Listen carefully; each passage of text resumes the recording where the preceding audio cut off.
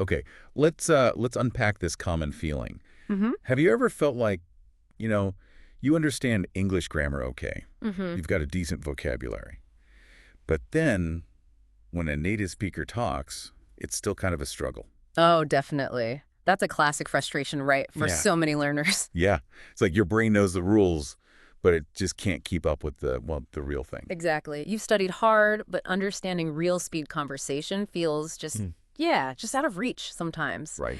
And the source material we're digging into for this deep dive has a really interesting perspective on why that might be happening. Okay, yeah. So our deep dive today really zeroes in on something maybe overlooked, but potentially powerful. Listening. Mm-hmm. We're pulling insights from this specific excerpt. It's titled Boost English with Listening. Right. And our mission basically is to understand why this source says listening is so fundamental. And maybe more importantly, what simple steps it suggests you can take to actually improve. And what's really stressed here is that listening, well, it isn't passive. It's not just sound hitting your ear. Okay. The source describes it as really active. It says training your ear is, in effect, training your brain in a very specific way. That's fascinating. Yeah. I mean, it makes sense that hearing helps, but training the brain, like a workout. What does the source say about how that happens?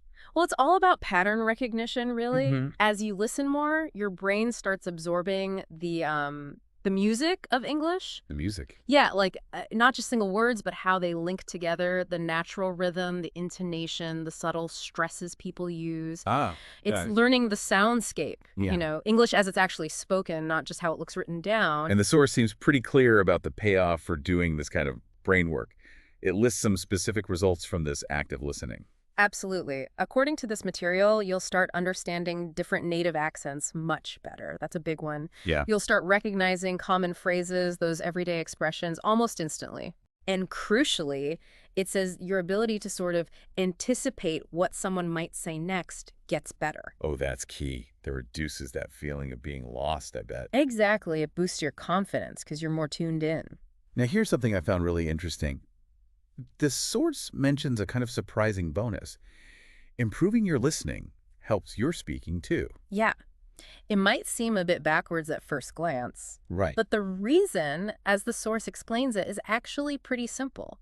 When you're actively listening, you're constantly hearing correct pronunciation, the natural rhythm, the right tone for different situations, where people naturally put the stress in sentences. So it's like your brain's building this huge audio library of how English should sound. Precisely. And just like, how babies learn to talk by mimicking the sounds around them, Yeah. you start to internalize those patterns and kind of naturally start using them in your own speech. Listening builds the foundation. Okay, that makes a lot of sense. You hear it done right, it helps you do it right. You got it. So if listening is this powerful, what does the source actually suggest you do? It gives some practical methods, right? Pretty simple ones for daily practice. Yes, and they're really not complicated.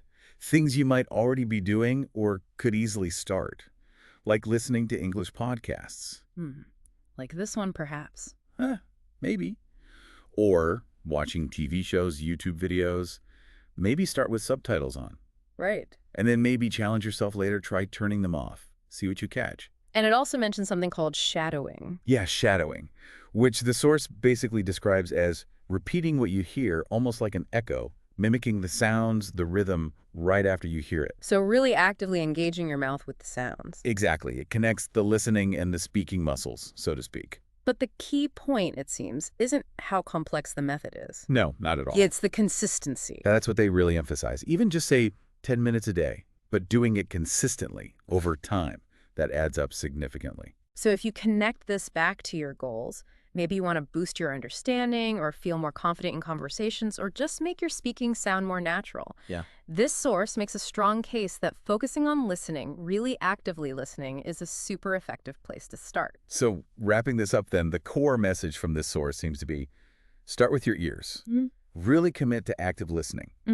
The more you expose your brain to real English sounds, patterns, the music of it, Yeah. the more you'll understand. And that understanding directly builds your confidence. It paves the way for speaking more naturally, more fluently. And it's important to remember, right?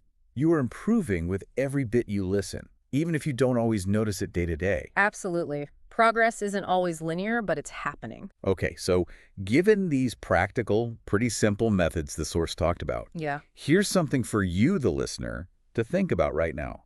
What specific 10-minute listening practice, based on what we've just discussed from the source, will you commit to doing today, just to start training that ear?